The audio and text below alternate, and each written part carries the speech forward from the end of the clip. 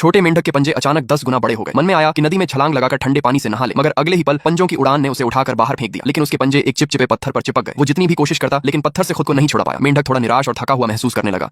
तभी उसकी नजर बगल में लटकती एक डंडी पर पड़ी। तभी उसके मन में एक ख्याल आया। वो कूद कर डंडी के पास पहुंचने की कोशिश करने लगा, लेकिन वह इतना थक गया कि वो अब भी थोड़ी राहत की सांस ले ही रहा था कि तभी अचानक पत्थर डगमगाने लगा। खुद का बचाव करने के लिए उसने अपनी जीभ से बगल वाले पेड़ की टेनी का सहारा लिया ही था कि कुछ ही देर में वह उल्टा लटक गया। पत्थरों की दरारों के बीच में वो इतना छटपटाया लेकिन कुछ भी हासिल नहीं हुआ। अचानक उसे याद आया कि पास में एक लकड़ी की टहनी है। उसने अपनी लंबी जीभ से उसे उठा लिया, फिर उसी टहनी से अपने पंजे को धीरे धीरे निकालने लगा, लेकिन सफलता अब बस एक कदम दूर थी। फिर उसने एक जोरदार छलांग लगाई और मुंह के बल नीचे गिर पड़ा। तभी मेंढक ने सामने बहते पानी को देखा और झटपट नदी में कूद गया, लेकिन जैसा ठंडा सुकून वो लेना चाहता था वो उससे नहीं मिला। मेंढक को बड़ा अफसोस हुआ। अब उसके पास कोई और रास्ता नहीं था। उसने दोबारा जोरदार छलांग लगाई, मगर वो सीधे जमीन में गिर पड़ा। इस बार मेंढक ने निशाना लगाकर नदी में कूदना चाहा, मगर वो एक पेड़ की टहनी से चिपक गया। अब वह टूट सा गया, लेकिन वो लगातार प्रयास करता रहा। इस बार अच्छी बात यह हुई कि वह नदी के थोड़ा और पास पहुंच गया। तब मेंढक ने अपनी जीभ से खुद को खींचकर एक तैरती लकड़ी के टुकड़े पर चढ़ गया और उस पर बैठकर नदी की धारा के साथ बहने लगा। मगर जल्द ही उसे एहसास हुआ कि वह एक झरने की तरफ बढ़ रहा है। डर के मारे उसकी हालत खराब हो गई। ऐसे संकट के समय में छोटे मेंढक ने अपनी पूरी ताकत लगाई और एक छलांग में सीधे चट्टान पर जा चिपका। अब वह चट्टान पर चढ़ता रहा। उसने ऊपर पहुंचते ही देखा कि वहां पेड़ों की जड़ें लटक रही है, तो वो उसे पकड़कर नीचे आ गया और वहीं तैरती कमल की पत्ती पर जाकर खड़ा हो गया। अब वह थक चुका था, फिर भी हार मानने को तैयार नहीं था। गहरी सांस लेते हुए उसने तय किया कि यह आखिरी कोशिश होगी। उसने अपने पंजों को मजबूती से टिकाया। आखिरकार वो ठंडे पानी में पहुंच ही गया।